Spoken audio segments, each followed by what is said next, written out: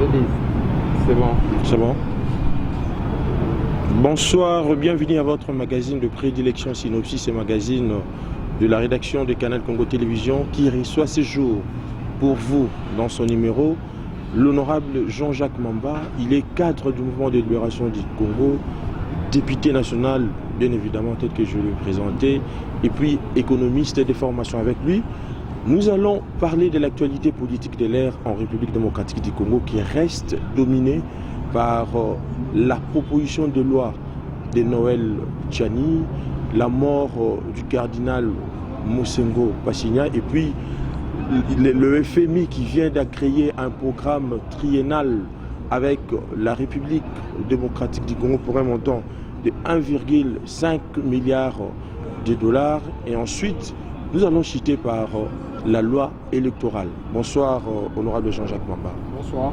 D'entrée de jeu, comment avez-vous appris le décès du cardinal Mosengo Passigna? Avec beaucoup de tristesse, vous savez, depuis mon plus jeune âge, j'ai suivi cette éminente personnalité qui s'est impliquée dans plusieurs situations difficiles qu'a traversé notre pays, notamment à l'époque de la conférence nationale souveraine. C'est un monsieur épris de paix qui prêchait pour la justice, qui prêchait pour l'unité nationale. Je pense que le pays a perdu un grand personnage et avec beaucoup de respect, aujourd'hui, vraiment je reconnais monsieur cardinal Mosengo, un vrai patriote. C'est tout ce que je peux vous dire.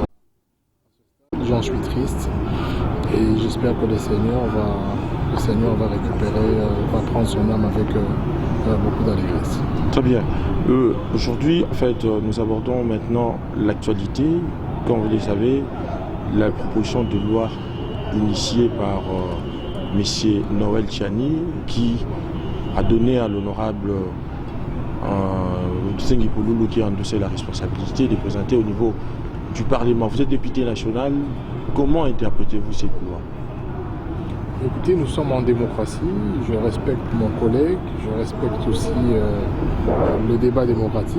Je ne partage pas son avis, en tout cas, pour le moins que je puisse dire, je ne suis pas tout à fait, je ne suis vraiment pas d'accord avec cette proposition de loi. Donc s'il y a un vote, je voterai contre, pour la bonne et simple raison que être congolais de père et de mère ne saurait, à mon humble avis, devenir un privilège. Je pense que ce pays est quand même le plus pauvre au monde, alors que potentiellement c'est l'un des premiers d'Afrique. Et ce n'est pas le fait que ceux qui ont animé les institutions depuis 60 n'avaient pas les deux parents congolais. Je pense que la situation que nous traversons et la plupart des scandales que nous avons vécus ces 30 dernières années sont les faits des Congolais de père et de mère. Donc je ne pense pas que par la loi, il serait permis que nous prenions le luxe d'exclure, alors que nous avons un pays à construire, d'exclure des Congolais à quelque responsabilité que ce soit, au motif que l'un de leurs parents n'était pas ou n'est pas congolais. Je pense que c'est discriminatoire, ce n'est pas acceptable et je vais effectivement, lors du débat parlementaire, au cas où si cette loi est inscrite, argumenter pour le contre. Mais tout porte croire que le principal visé dans cette proposition de loi reste le leader de l'ensemble pour les changements à Moïse Katumbi, un candidat potentiel pour les élections électorales de 2019. 2023 plutôt. Comment voyez-vous cette réalité des choses? La loi a pour vocation d'être impersonnelle. En tout cas, moi, je ne vois pas cette proposition de loi comme ça. Nous avons plusieurs personnes dont les parents n'étaient pas tous congolais. Je ne vais pas citer des noms ici. Et je ne pense pas qu'on puisse ergoter ou focaliser le débat sur des personnalités. Nous parlons du principe. Nous parlons du fait que ceux qui sont congolais, dont l'un des parents ne l'est pas, n'ont pas choisi leurs parents. C'est-à-dire qu'on ne peut pas faire subir aux enfants le choix des parents. Si aujourd'hui, je donne un exemple banal, vous vous retrouvez au Zimbabwe en mission de service ou dans un poste diplomatique et que vous épousez une Zimbabwéenne et que de cette union, vous avez des enfants qui sont en temps brillant et utiles pour la République, en tant que parent, vous serez vous-même choqué du fait que la République vous accuse d'avoir commis une erreur du fait d'avoir épousé une Zimbabwéenne et que par cette erreur, votre fils, qui a toutes les capacités, qui s'est donné comme pour la République, comme par exemple Mamadou Ndala, comme plusieurs d'entre nous qui ont refusé par exemple dans le cadre des sports de jouer pour des équipes étrangères qui sont venues jouer pour l'équipe nationale, voilà, vous serez vous-même culpabilisé d'avoir commis entre guillemets l'erreur d'avoir épousé une étrangère et que ces personnes-là soient exclues de par cette erreur qui n'en est pas une finalement, parce que notre Constitution est claire à ce propos. Notre Constitution refuse toute forme de discrimination sur la base de la religion, du sexe ou des origines. Donc déjà cette loi est en porte-à-faux avec notre propre Constitution et aujourd'hui, dans un pays à construire, nous avons besoin de toutes les énergies et il ne faudrait pas aujourd'hui que, au motif de, comme j'ai lu dans l'exposé des motifs, de protéger la souveraineté, que nous soyons dans des postures discriminatoires. Et pourquoi cette clameur publique, ou soit cette levée du bouclier par rapport à cette proposition de loi, alors que, en son temps, l'ancien président de la République, Joseph Kabila Kabange, avait en fait promulgué une loi portant sur les fonctionnements au niveau de la Banque centrale, où, à travers cette loi, on a parlé également de la congolité. Pour travailler à la Banque centrale, il faut être congolais. Mais aujourd'hui, cette loi-là a déjà été abrogée pour votre information, mais nous devons voir l'évolution de notre société aussi. Vous savez, aujourd'hui, nous avons une diaspora qui est forte. Prenons le cas de la double nationalité pour laquelle il y a un moratoire. Vous constaterez qu'il y a beaucoup de personnes qui ont une double nationalité et que la deuxième nationalité a été choisie et que ces personnes sont dans nos institutions. Oui. Est-ce qu'un Congolais qui choisit de se naturaliser belge, français, américain vaut mieux, même s'il a deux parents congolais, est plus crédible ou est plus loyal qu'un Congolais qui n'a pas choisi un de ses parents et qui se retrouve comme ça disqualifié de par le fait que sa maman ou son père serait étranger, alors que lui il a choisi la nationalité congolaise. C'est-à-dire qu'on ne peut pas subir, on ne peut pas faire du fait d'avoir deux parents congolais un privilège. Il ne faut pas que celui, lorsque vous allez à la course pour la présidentielle par exemple, que ceux qui ont deux parents, même si ce sont des inciviques, se disent bon, moi j'ai déjà le privilège de postuler, toi comme ton père ou ta mère n'est pas congolais, tu ne peux pas. Non, je pense que c'est la réalité de notre pays et vous savez que nous avons une constitution qui est le fruit d'un consensus après de forts troubles, après le 1+4. Je crois que les choses ont été définies pour intégrer les réalités de notre pays, c'est-à-dire que nous avons quand même des conflits frontaliers, nous avons quand même des peuples et des gens qui se réclament être congolais et que nous refusons, à qui nous refusons la nationalité. Nous avons aussi, en raison des difficultés de ces 30, 40, 50 dernières années, beaucoup de personnes qui ont immigré, qui ont des backgrounds. Vous aviez un monsieur que j'appréciais beaucoup, Syndicat Dokolo, qui n'avait pas les deux parents congolais. S'il était encore vivant et qu'il aurait entendu ce genre de choses, vous voyez un peu le niveau de frustration que l'on peut avoir lorsque, par la loi, on veut disqualifier une catégorie de personnes que nous jugeons moins congolais ou pas à même d'exercer certaines fonctions. Donc je pense que c'est quelque chose à éviter et que ça nous pousse à la désunion et à la déstabilisation de ce que nous avons déjà réussi à construire pour l'instant. En fait, honorable, en lieu et place de cette loi, qu'est-ce que vous proposez en fait? Mais non, je propose que la loi actuelle soit maintenue, c'est-à-dire que nous avons un code de nationalité, nous avons une constitution qui dit que pour être candidat par exemple à la présidence de la République, il faut être né de père et de mère congolais, point barre. Il y a beaucoup de lois qu'on peut insérer aussi, qui peuvent être discriminatoires, mais il faut faire la part des choses, c'est-à-dire qu'il y a des conditions d'éligibilité, mais ces conditions sont surmontables lorsqu'on vous dit que vous devez avoir 30 ans. Si vous avez 25 ans, vous allez patienter 5 ans. Lorsqu'on vous dit qu'il faut avoir justifié d'une expérience professionnelle. Si vous ne l'avez pas, vous pouvez l'acquérir. Si la loi exigeait à ce que vous ayez un diplôme universitaire, si vous ne l'avez pas, vous pouvez aller à l'université. Mais lorsque la loi vous dit que vous devez être de père et de mère congolais, dites-moi comment vous allez trouver un nouveau parent. Ça veut dire qu'il ne faut pas que nous mettions les gens dans des conditions d'impossibilité, parce que si quelqu'un veut être candidat président de la République et qu'il est congolais sur sa carte d'identité, je ne vois pas comment un Congolais serait moins éligible qu'un autre. Maintenant, les Congolais ont la liberté de décider lors d'une campagne électorale ou d'une élection de choisir plutôt un candidat dont le père et la mère est congolais, au lieu de choisir un candidat dont le père est congolais et la mère ne l'est pas. Mais il faut laisser la possibilité et le choix aux électeurs de choisir qui va diriger ce pays et il ne faudrait pas que nous le fassions par le biais de la loi. Un autre sujet d'actualité, c'est en fait C'est une proposition de loi portant organisation et fonctionnement de la Commission électorale nationale indépendante, une loi examinée au niveau de l'Assemblée nationale, promulguée par le chef de l'État, Félix-Antoine Tshisekedi Tshilombo. Et maintenant, la place est laissée à la mise en place des membres pouvant piloter cet organe délibérant, en fait cet organe de la République démocratique du Congo. L'ego a été donné par le président de l'Assemblée nationale pour publier les calendriers pouvant permettre un consensus pour la désignation des membres pouvant piloter la CENI. Mais là où le bas blesse, c'est du fait que les caractères politiques plutôt, de cette proposition de loi posent problème. Vous êtes député national, vous avez eu le temps d'examiner cette loi. Pourquoi vous n'avez pas enlevé ces caractères politiques? Bon, je crois que c'est un choix qui a été fait par la majorité, c'est-à-dire l'Union Sacrée. Nous, en tant que G13, parce que je fais partie d'un groupe qui est le G13, qui est un groupe de réflexion, nous avions estimé effectivement qu'on devait aller dans le sens de la dépolitisation de la CENI. Le professeur Mbata nous a opposé le fait que c'est impossible d'avoir une CENI qui soit politique. Et nous disons, comme dans un match de football, vous vous imaginez, vous allez à un championnat de football et on demande aux équipes de choisir leurs arbitres. Mais on va dire, bon, vous, comme vous êtes plus nombreux, vous avez droit à 4 arbitres, et vous êtes moins nombreux, vous avez droit à 3 arbitres. Tous ces arbitres vont animer les matchs. Comprenez-vous bien que le choix des arbitres des équipes, ça sera un choix d'affinité. De sorte que lorsque ces équipes seront confrontées, si c'est notre arbitre, on a presque des assurances que nous allons gagner. Et ben, c'est ce qui se fait aujourd'hui avec la CENI depuis 2 cycles électoraux. Vous remarquerez que nous épiloguons toujours sur des élections qui sont contestées. Il y a beaucoup de bruit autour des élections, il n'y a pas d'accalmie. Et juste après les élections, il faut des dialogues. Vous avez bien vu ce qui s'est passé. D'abord, il y avait les concertations nationales. Et pour cette séquence, il y a eu l'Union Sacrée. Pourquoi?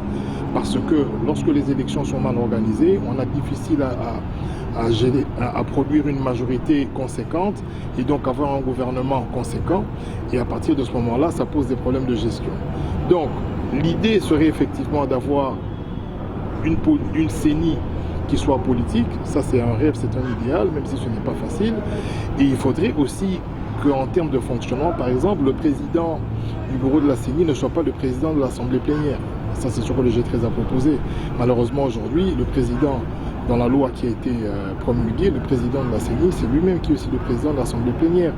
Il y a eu, dans la première mouture de notre collègue Lutundula, la COPEC. La COPEC qui serait un organe externe qui devrait contrôler, si vous voulez, ou monitorer les activités de la CENI. Cet organe a été supprimé.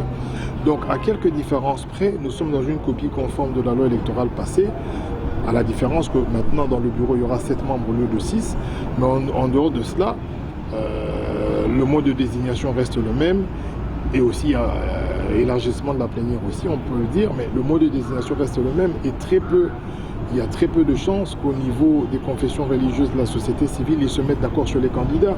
Donc ce qui va arriver, comme le dit la loi, c'est que quand ils ne se mettront pas d'accord, c'est l'Assemblée nationale qui va trancher. Mais comment est-ce qu'elle va trancher? Mais elle va trancher en fonction des forces en présence, c'est-à-dire il y aura l'union sacrée contre l'opposition. Et si les candidats présentés sont, on va dire comme ça, proximité, ou sont proches de l'union sacrée, ils seront choisis par l'union sacrée. C'est ça, en fait, l'image que je vous ai donnée des équipes de football qui vont à des matchs en choisissant leurs arbitres. Donc lorsque les confessions religieuses ne vont pas se mettre d'accord, la loi dit que c'est l'Assemblée nationale qui va entériner, qui prend le relais. Mais lorsque l'Assemblée nationale, avec les forces en présence, est majoritaire, elle portera un choix majoritaire et la personne qui sera choisie sera de l'obédience, si vous voulez, du choix majoritaire qui est opéré au niveau de l'Assemblée nationale. Et quand on parle de la politisation de la CENI, c'est parce que, in fine, ce sont les politiques eux-mêmes qui déterminent les règles du jeu et qui gèrent le jeu. Comme on a vu avec le FCC, par exemple, à l'époque, on a vu qu'il y avait des élections qui étaient catastrophiques, mais du moment que M. Nanga ainsi que M. Ngoï Mulunda à l'époque n'étaient pas choisis par leur confession, c'est la majorité qui a désigné. Et vous remarquerez que nous avons eu aux dernières élections plus de 400 députés de la majorité alors que leur candidat échoue aux élections, ce qui est un paradoxe. Ce n'est pas normal. On ne peut pas avoir une majorité écrasante à l'Assemblée nationale et perdre au présidentiel alors que le vote s'opère le même jour. Pourquoi cela? Parce qu'en ce moment, on avait demandé à M. Nanga je ne vais pas le confirmer dans ces termes-là. Mais en tout cas, ce qui apparaît, c'est que la majorité a voulu conserver le pouvoir et au regard des différentes anomalies électorales, le fait qu'on n'a pas publié les résultats par centre de vote, qu'il n'y a pas eu publication dans les centres de compilation, montre à suffisance que la volonté était manifeste de se constituer une majorité en dehors des règles démocratiques. Mais en fait, aujourd'hui que la loi a été promulguée par le chef de l'État, pensez-vous que le chef de l'État pourrait revenir pour prendre en compte vos préoccupations? C'était le vœu de la société civile, c'est le vœu de G13, parce qu'il faut un consensus, il faut que nous ayons des élections apaisées dont les résultats seront opposables à tous. Le chef de l'État est le garant de la nation. Je pense qu'il a entendu les avis des uns et des autres et je n'aimerais pas, en tout cas je ne souhaite pas, que nous ayons des élections genre en 2011 et celle de 2018. Ce serait quand même, après l'alternance, un échec patent que de ne pas avoir pris le courage d'aller dans le sens des réformes et des réformes qui peuvent construire et surtout qui vont traduire la volonté exprimée par les urnes. Parce que ce qui se passe aujourd'hui, vérifié dans le commun des mortels, les gens vont de moins en moins voter parce qu'ils sont presque sûrs que leurs choix ne seront pas respectés. Et viser la dépolitisation de la CENI, c'est aussi en même temps vouloir à ce que le choix de l'électeur soit respecté. Mais lorsque vous parlez de la dépolitisation de la CENI, en fait, vous faites allusion à quoi? Parce que lorsqu'on examine le bureau de la CENI, c'est toujours, en fait, la société civile qui a le pouvoir de désigner le président de la CENI. Mais le mal que aujourd'hui la société civile a perdu sa neutralité. La société civile est inféodée. On retrouve celles de la société civile qui sont proches de l'opposition, ceux aussi qui sont proches de la majorité. Comment voyez-vous cet état de choses? Mais il faut prendre certains modèles. Nous avons le modèle de l'Afrique du Sud où vous avez un tirage au sort, et c'est ce que moi d'ailleurs j'ai proposé au niveau du groupe parlementaire MLC allié. C'est-à-dire qu'à un certain moment, il faudrait que ceux qui sont désignés, qu'il y ait une dose d'aléatoire pour, si vous voulez, briser le lien qui existerait entre ceux qui désignent et ceux qui sont désignés. Ça veut dire que, je donne un exemple, ce que moi j'avais proposé, c'est que par poste, chaque composante envoie 5 membres et qu'un huissier de justice les départage par un tirage au sort. Ça, c'est une option. Mais lorsque vous êtes en Afrique du Sud, le processus de désignation des personnes qui vont organiser les élections, c'est un processus qui est long et qui peut faire jusqu'à 6 mois, où vous avez 10 à 15 000 candidats et à la fin, vous n'en choisissez que 5. Donc, il faut qu'il y ait des filtrages, il faut qu'il y ait de l'aléatoire. Ça veut dire la somme d'éléments ou la somme d'activités ou la somme de stratégies qui ferait en sorte que la personne qui est désignée ne le sache pas à l'avance et qu'il y ait une partie d'aléatoire et une partie des compétences.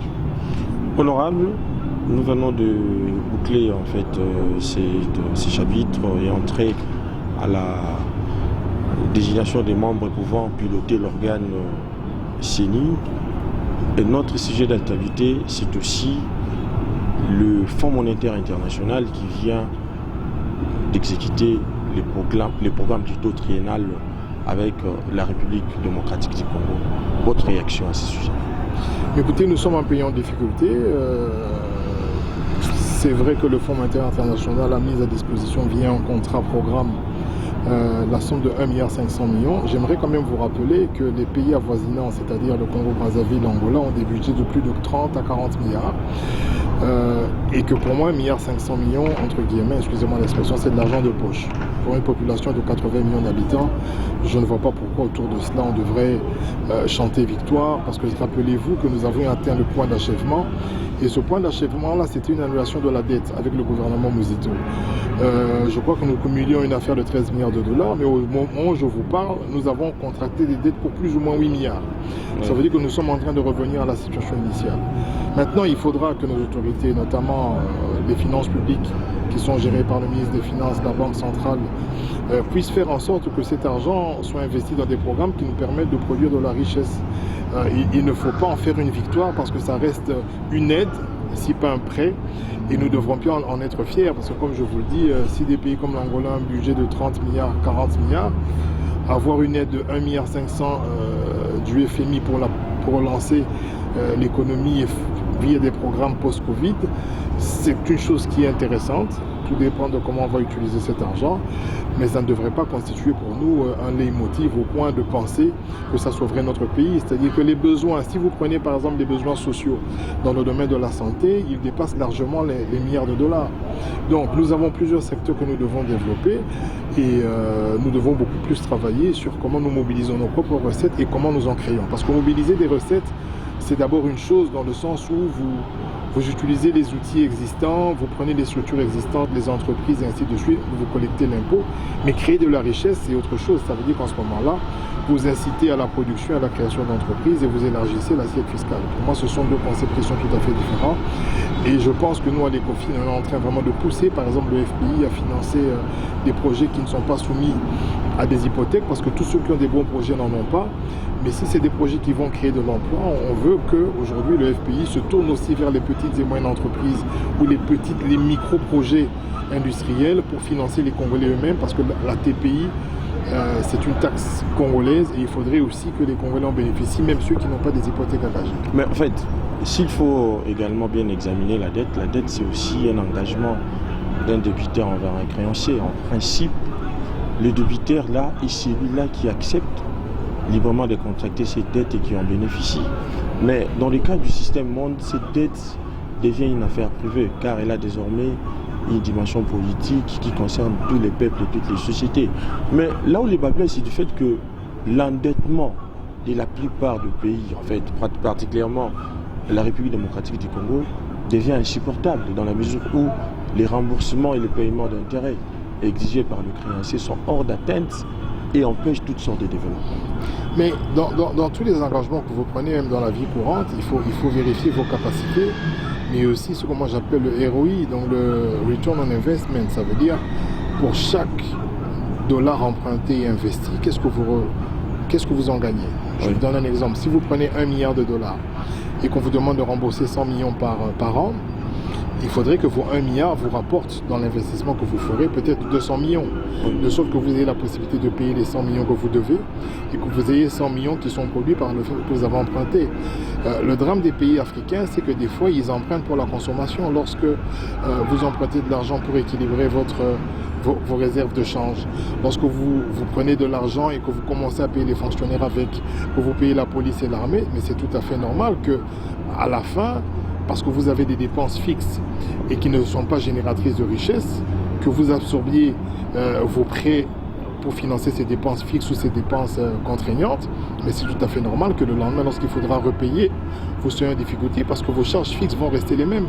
Un fonctionnaire, vous ne dites pas un service lorsque vous avez créé une entreprise ou un établissement public, vous ne leur dites pas après 10 ans, bon, on arrête, vous n'êtes plus des fonctionnaires, la société est en faillite, l'État ne tombant pas en faillite.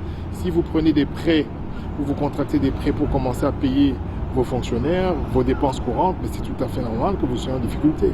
Mais avant d'exécuter ces programmes, il y a un certain nombre de conditionnalités qu'a donné le Fonds monétaire international.